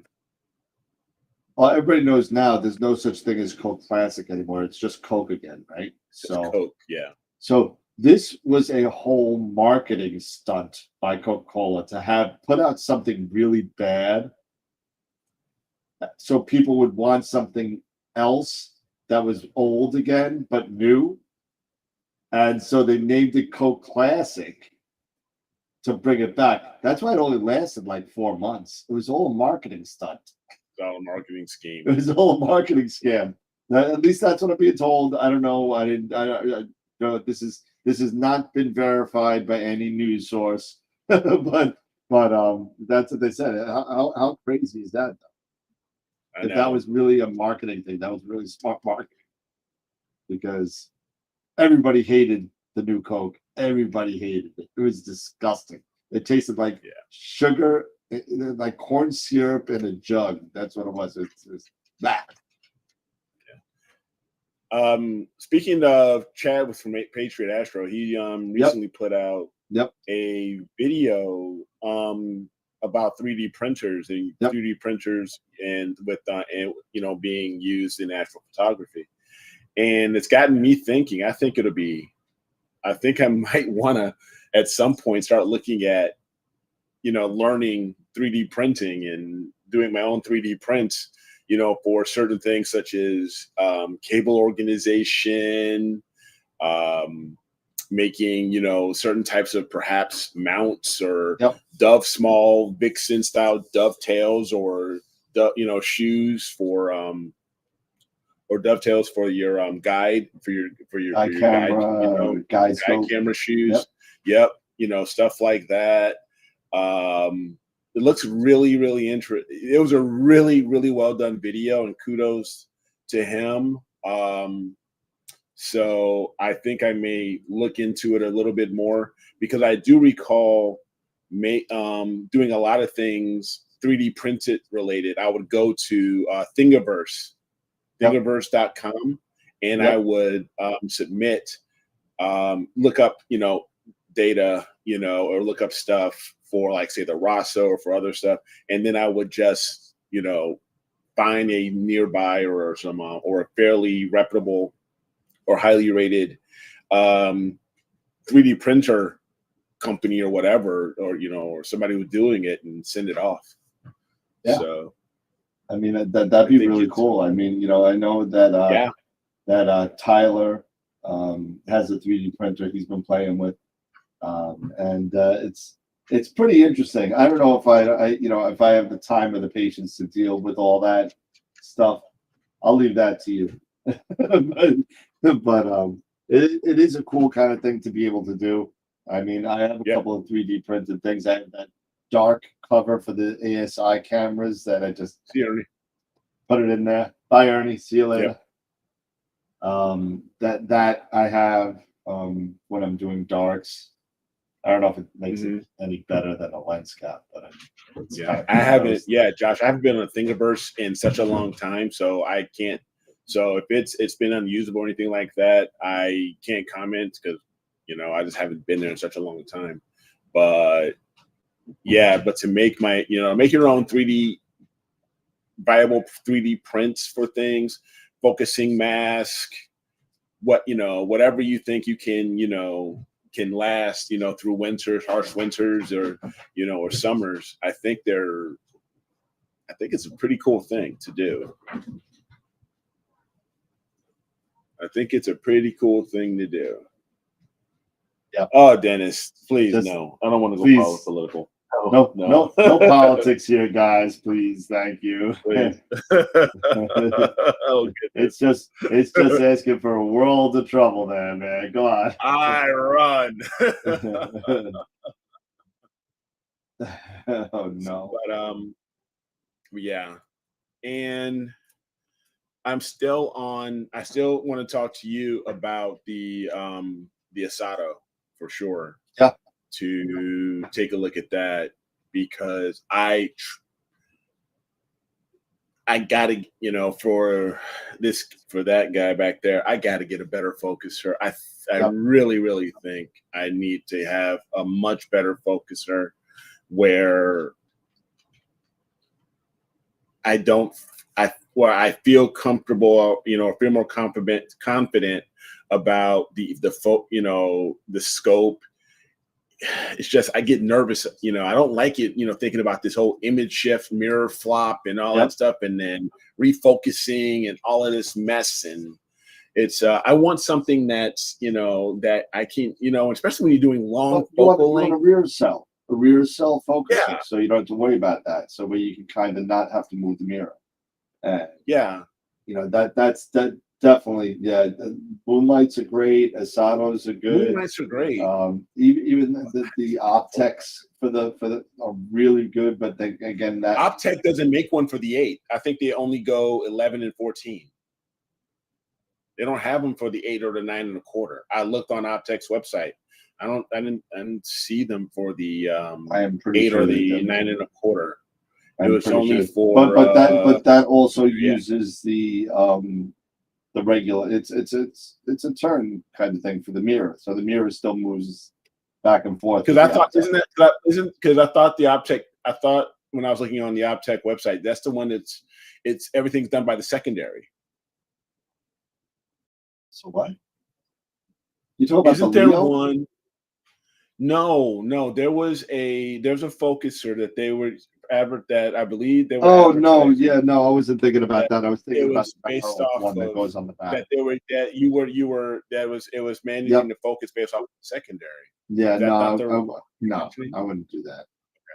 Okay. But I would definitely get a rear cell focuser with any Schmidt. To be honest with you. Yeah. You coarse focus it with your regular focuser. Yep, with the regular focuser. And then you don't touch it. And let the main rear cell focuser do the rest. Yep. Exactly. And Moonlights are great. Moonlights are great focusers. Ron has a great product. They really do. Honestly, it's so expensive. It's so much more expensive. That's my whole. It's just the thing. I mean, it's about the Nightcrawler. The Nightcrawler could be up to $3,000. You get the regular. I mean, if I got a nice Moonlight version 3 refractor focuser. If anybody wants to buy it, let me know. I'm also selling I'm selling my spiker flat. I'm selling that. Are you selling it too? Yeah, I'm gonna sell the spiker flat. Because you know, with the go ahead, I'm sorry. No, I got all the Giottos now, so for everything. So okay, everything's motorized. So yeah, because I'm looking at it's the CHL. If I believe that's the correct one that I need, because for the edge. Yeah, because since I have the edge and I want to make sure that it that the focuser, not the focuser, but the reducer fits properly. So it's the CHL, I believe, that I need to grab. And that one just for it was around, is it around like just over like around $1,000 or so. I'll have to take a look at it again and get that and get that all, you know, squared away. But yeah. And I mean, if it turns out that, you know, that it's less or comparable, then I will definitely consider it. But yeah, it's just one of those things. I just got to make sure it's right. You know, you got to do what's right for you, what's right for your budget. That's all. Like I say, I keep telling you guys, I'm like Benny. I got 5 kids to feed. Everybody wants to see the spiker flat and stuff.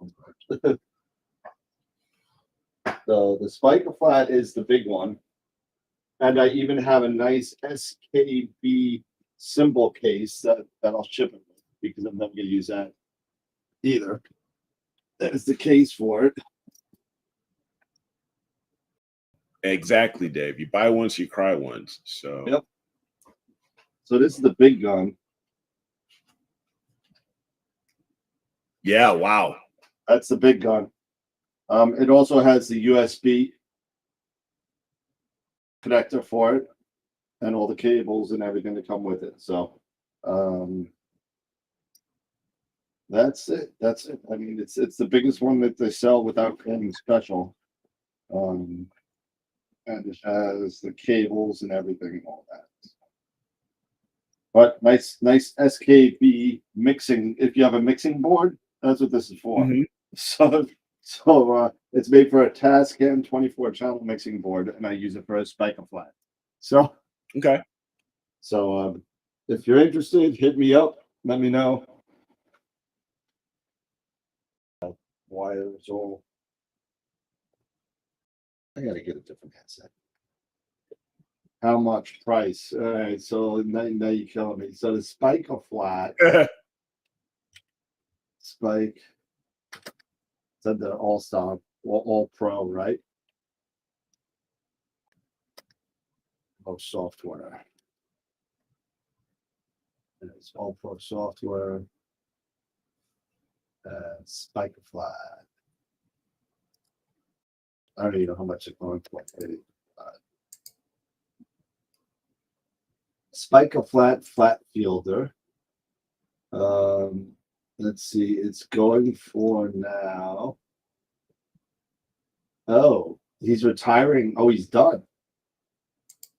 He's not making them anymore. Wow, look at that.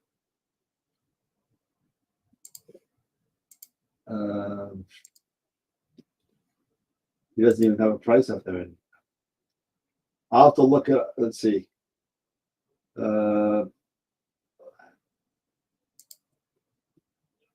have to find out what it's going for. I really don't know. He doesn't even have it. He doesn't even have them on there on his website, as far as he's not even making them anymore.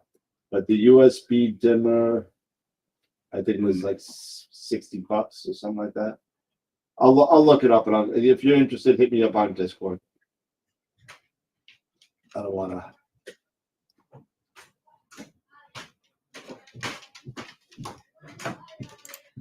All right. Put it on the wheel. $5. $5. Yeah. $5. Norm says I'll start this bidding at $10. Yeah, okay. Let's see. Jeez, guys. See if there's anything on cloudy nights. I don't even know. Thanks, Dave. Good. I've heard really good things. Like you guys have been talking about the Nightcrawler. I've heard really good things. So I'm weighing both options.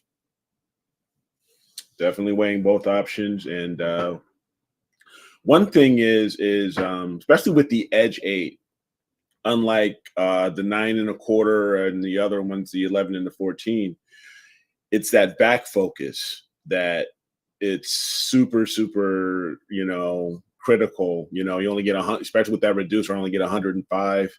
And I've got to make sure that I've got space for, the EFW, as well as the camera and stuff like that.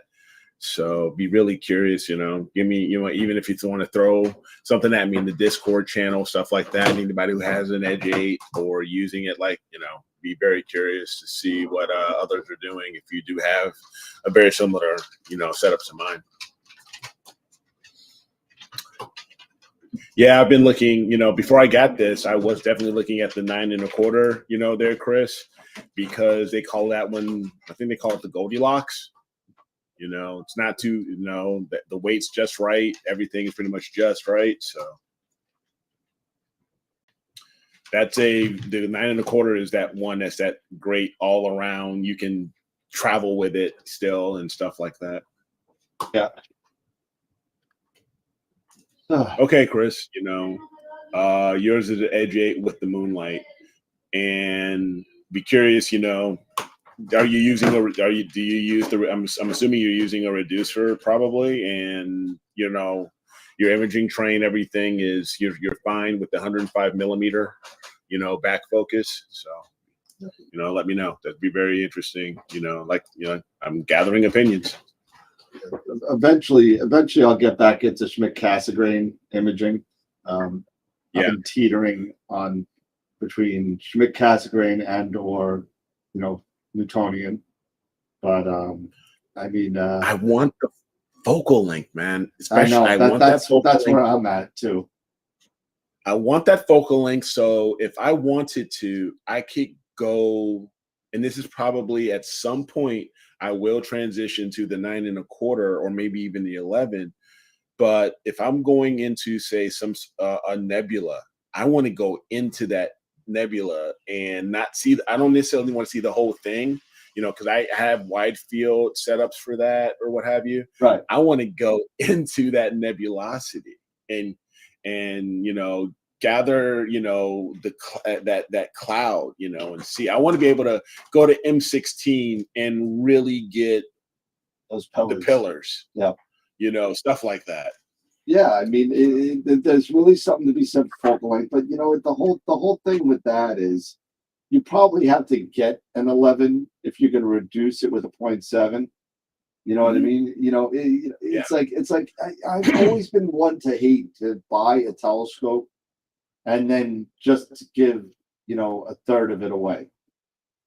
It drives me nuts. It really does. But do you really want to shoot at f10 or f11, depending on which Schmidt you get? Right. What do you do? You can definitely do it. Oh yeah, you can. Just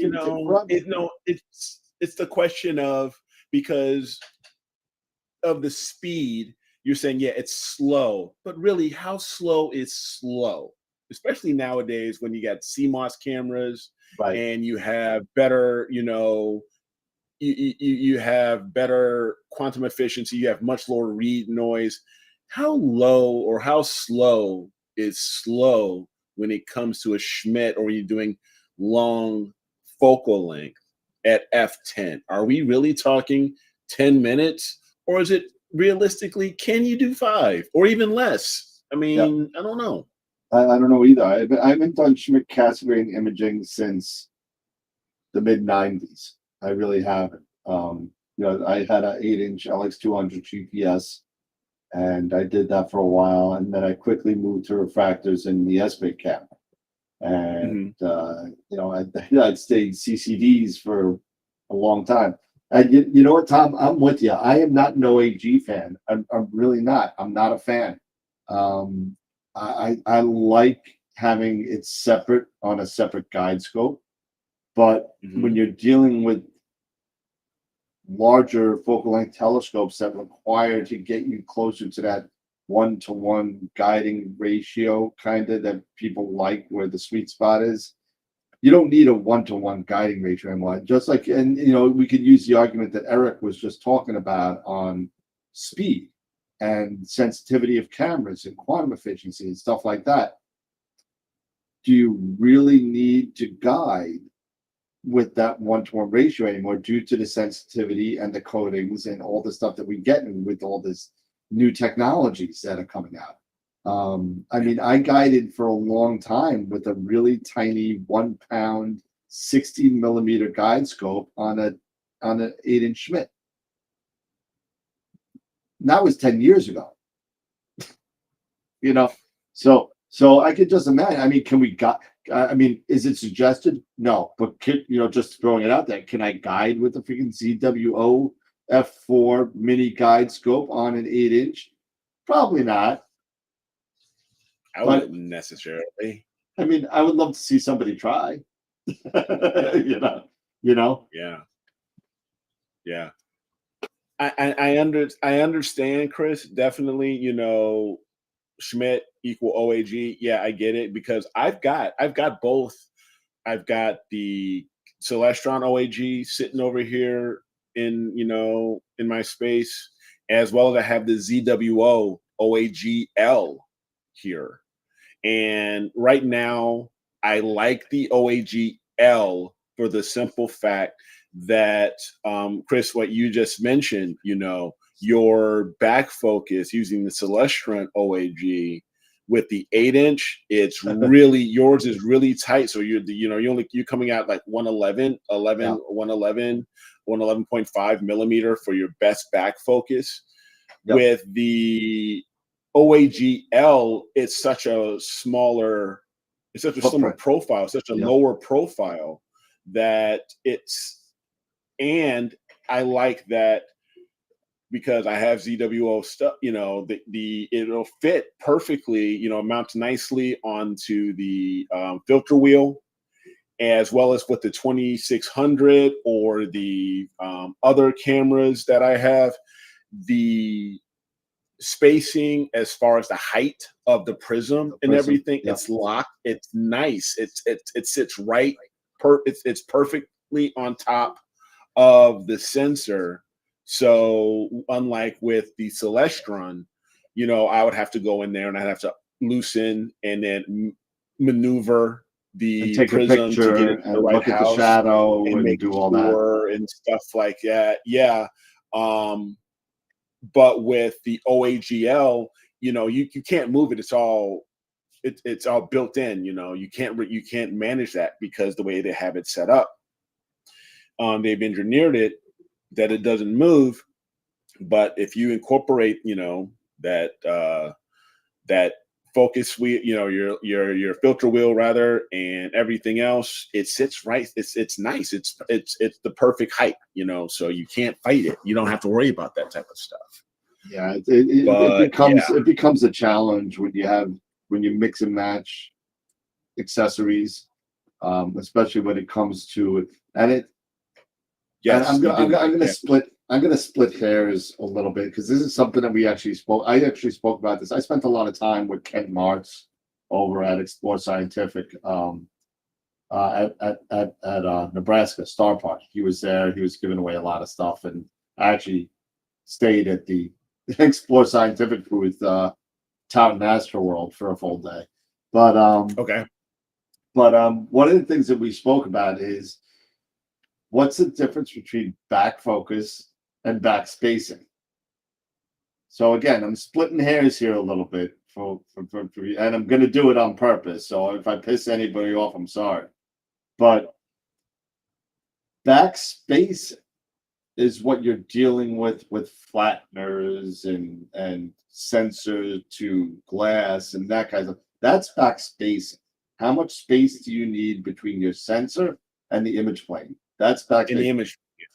Back focus is how far your focus tube travels. How long is your focus tube? So if I take, where is it? Where my closet of death here? There you go. So here is a focuser. This is the focuser, one of the ones that I can put up for sale if I wanted to. But the back is a nice moonlight focuser with the motor. But this here, and I'm going to rack it out all the way, right? And it's 2.5 inches, right? 2.5 inch focus. That is back focus. That's your back focus. Back spacing is from camera through your accessories to the image plane. So I just want to make that clear. I know I'm kind of say that again one more time. So back spacing, Mm-hmm. right? The space you need between the chip and your image plane, right? The flattener glass, right? That's you're saying that's back spacing? That's back spacing. How much back space do you need? Back focus is your focus tube. All right, now that's confusing to me because honestly, if you go on to say, for example, the ZWO website, and they have an article, the blog that says to achieve your 55 millimeter back focus, right? Which is and basically it's the wrong terminology. It's not back focus. Yes.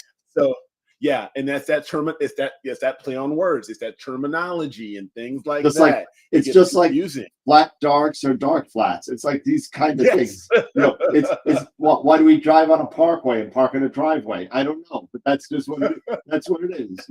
But it just makes sense of what it is, and it's sometimes they're used interchangeable. The words are used interchangeably. Just like to your point. On the ZWO website, they put back focus. It's not focus. It's the spacing you need because of the flat. So that's me. And feel free to yell at me and say I'm wrong. It's okay. But that's me and Kent were talking about it for like an hour. Why do people do that? So but it is. Yeah. So it just gets confusing for a lot of people. I mean, it's like tomato, potato. Yeah. I mean, it's one of those things. But you could really kind of I can split hairs all day. If I have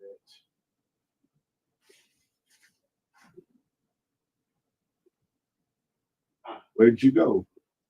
Sorry, no, I was just stepping away. So I wanted to grab my my OAG here. Sorry. This is the OAG-L. And if I took this apart, because right now I have it set up which is kind of nice, but anyway, it's mounted to a T2 tilter. So I can use this with the my 533 mono. So I've used it with my 533 mono. And I can't open. I would have to loosen this all up right now. But yes, it is bolted onto it and everything.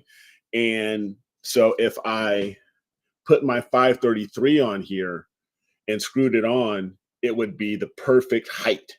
Yeah, that prism, because you can't move the prism at all. And that's cool. Talking about these OAGs versus the Celestron. And another thing about the Celestron is because of the way it's engineered and it's modular, you have the different pieces that come apart. There's that risk, and I've had this, of light leaks, right? Okay. So I've actually had to use gaffer's tape around the OAG, around where the SET side and the telescope side, they merge and they add onto the body. I've had to actually tape where those pieces are, because I've had light leaks, like say when I'm doing my flats.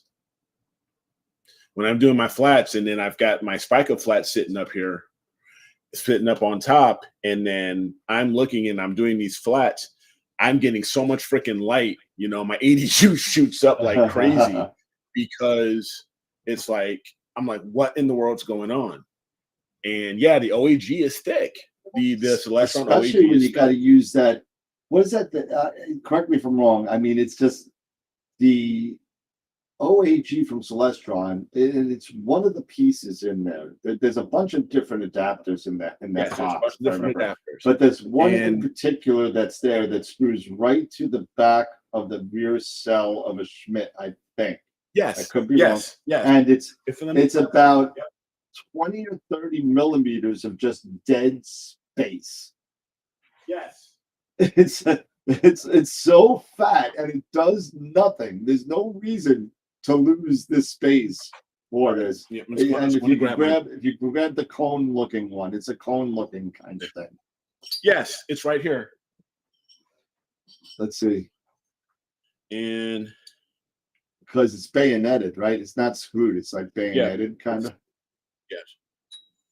Here it is. That's the one on the in Eric's left hand. This is the SCT. Yeah, this goes to the back end. This goes to your visual back of the SCT.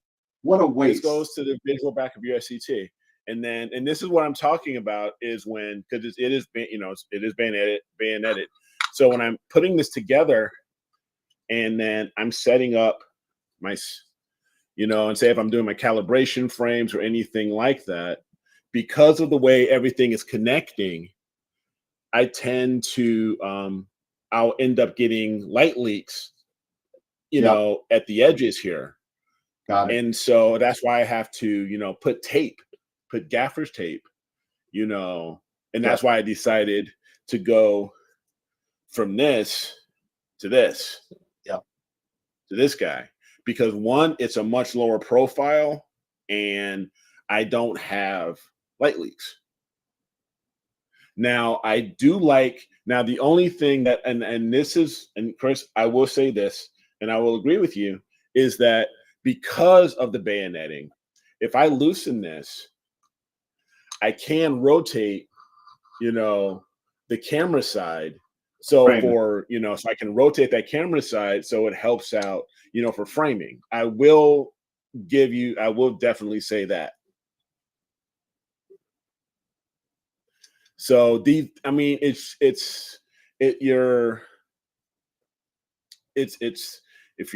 like, Coke or Pepsi? I guess I don't know. And listen, don't listen to us. Whatever works for you, keep on doing whatever works for you in your system. You know what I mean? I am not a Schmidt imager. I'm a refractor imager. So I mean, so I don't have those issues. But it's definitely a challenge when you're dealing with multiple different distributors and multiple different things. With you're doing a QHY camera with a Celestron OAG and a ZWO guider and all that. So it definitely gets to be a challenge. So and that's what ZWO has actually done so well with their marketing, that they just really have done really well with that. So yeah. Now, one thing, Norm, you are absolutely right. It's the lack of stars for guiding, especially on the larger scopes. One thing that I have noticed that ZWO, they've come out with another planetary camera that you can use for a guide camera, the 432 mono, which has a 9 micron sensor pixel, and versus this one, which I believe the 174 is like, I think about 5. Yeah, I think it's 5. I think it's like 5 or 5.5 microns. So that is a difficult thing for sure. Dave mentioned the Astar OAG. They make 2 different OAGs, and those are also thinner profile than the Celestron, way thinner profile than the Celestron, and it's a rotatable one too. So those are really, really good, and it comes with every single adapter. If you get the M54, like I need the M54 for my QH1. M54, it comes with every single adapter you might need for both sides.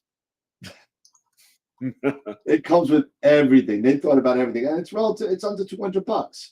Yeah, the 54 is great. I've used it. It's a really great OAG. It's really, really cool. So I mean, it comes with everything that you're gonna need in the box.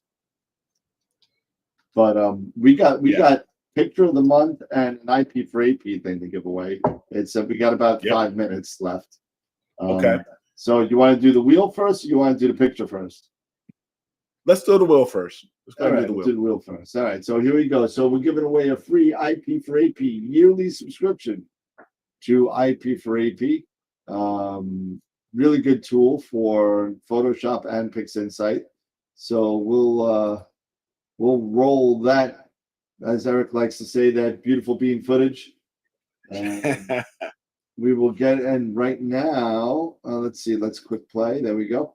Right now, we got one more person in. And if you're not in on all the raffles, we're getting ready to give away our first $50 gift certificate to AstroWorld Telescopes, the new website for our retail. Go check it out, astroworldtelescopes.com. We're getting ready to give away our first $50 gift certificate beginning of next month or the end of this month. I don't even remember. But I'll have to look at the rules. But we're going to be giving that away soon. So go to the website, astroworldweb.com, and sign up for all the giveaways. So there we go. Masters of PixInsight IP for AP, yearly, 1 year free. 1 year free. All right.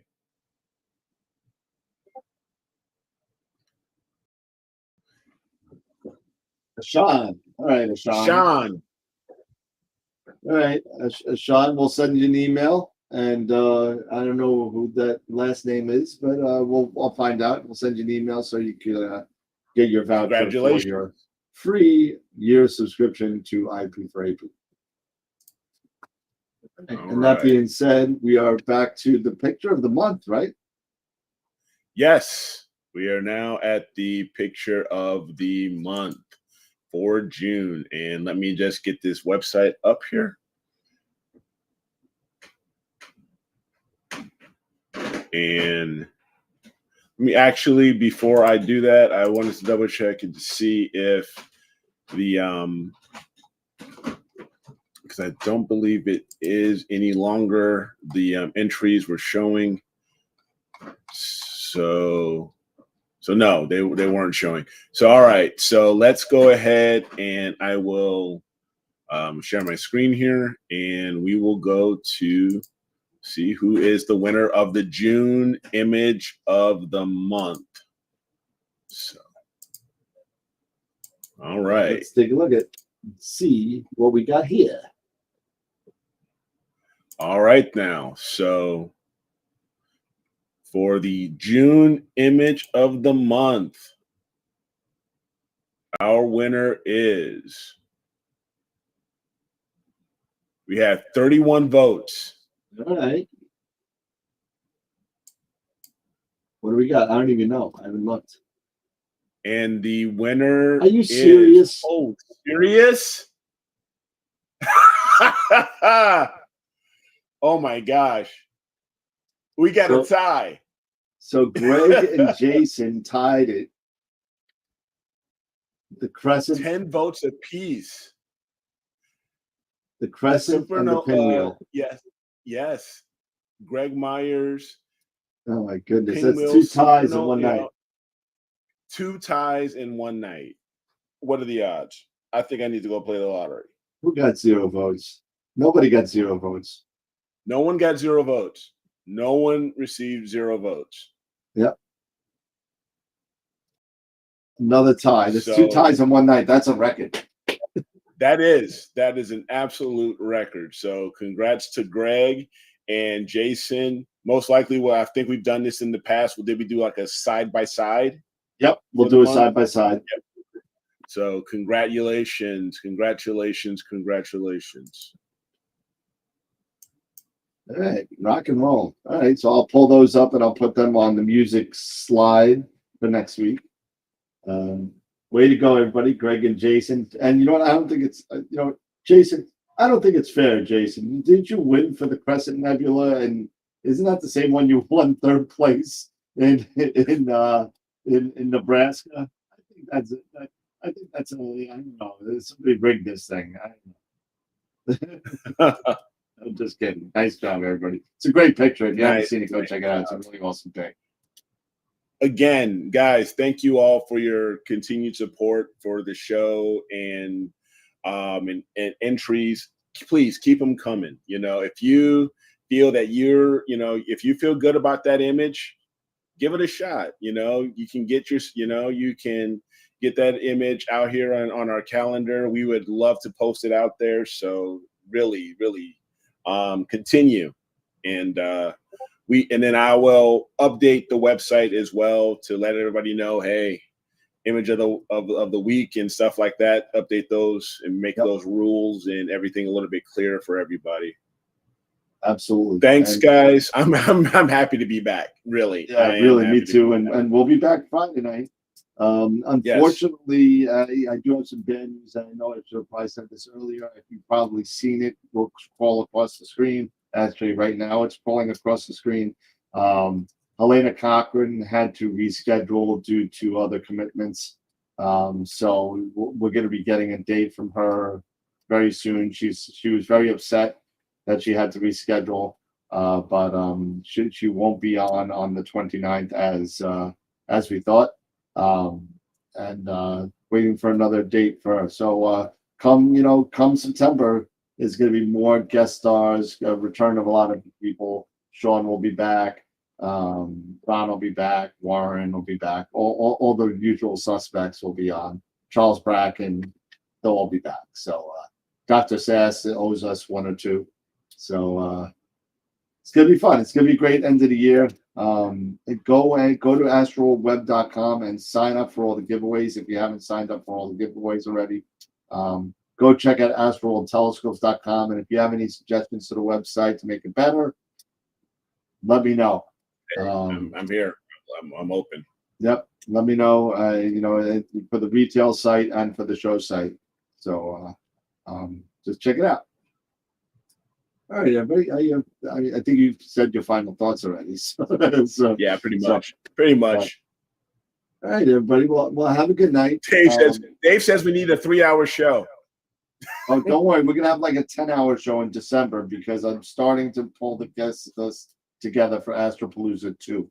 So that's gonna be getting ready for another 10-hour show. It's gonna be December 9th. December 9th. It's a Saturday. So we could do it. All the Masters of Pix Insight have come back.